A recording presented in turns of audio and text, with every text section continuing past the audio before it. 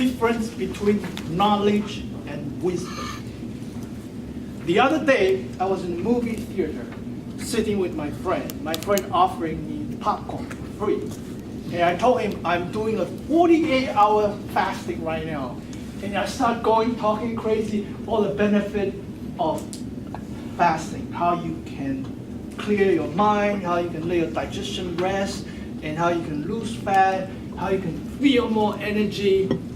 And then this woman in front of me got so excited. She turned around to me and began telling me, you know, I read a book about fasting. Fasting gives you this, fasting gives you that, and she go on talking for 5 minutes. I was like, wow, that's wonderful. Then I asked her, did you fast? She said, no. So that's the difference between knowledge and wisdom. You could go to university, you could go to college, and you study a whole bunch of textbooks. But if you never even apply just one time, that knowledge is useless. Internet is full of knowledge. It's nothing until you apply. When you come to the Toastmaster meeting, you'll see people like Ivan demonstrate how to communicate with people. You see that once, you get your opportunity, come up here, you apply. Instantly, you are a person with wisdom.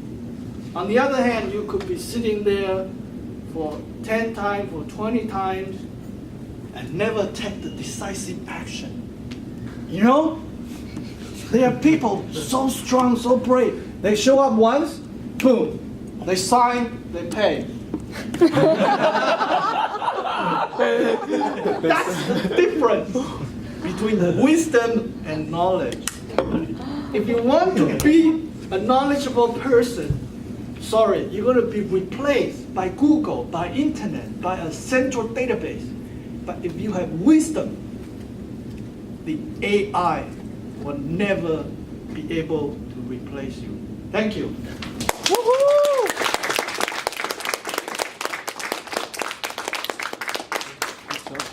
I have to apologize. I accidentally switched